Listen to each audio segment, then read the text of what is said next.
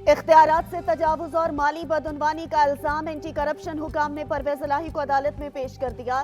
तफ्तीशी officer ने 14 रोजा जिस्मानी रिमांड की अपील कर दी। कहा, साबिक वजीर आला ने आमिर खान भट्टी और जुबैर खान से मिलकर गैर मुल्की कंपनी से 2 अरब 90 करोड़ की रिश्वत ली। मुकदमा ठोस शवाहिद की बुनियाद पर कायम किया गया। चीफ जस्टिस ऑफ पाकिस्तान और सुप्रीम कोर्ट जजेस की जानिब से सुप्रीम कोर्ट में शजरकारी मुहिम जस्टिस उमर अता बंदयाल और जस्टिस काजी फाइज ईसा ने मिलकर सुप्रीम कोर्ट के बाग में फूलों के पौधे लगाए। जजेस ने पौधे लगाने के बाद दुआ भी की।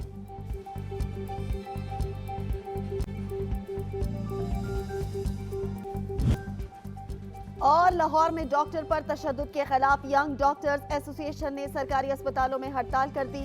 रावलपिंडी के बेनजीर भुट्टो होलो फैमिली और डीएचक्यू अस्पताल की ओपीडी में काम मुतासिर। मरीजों और तीमारदारों को शदीद मुश्किलात का सामना।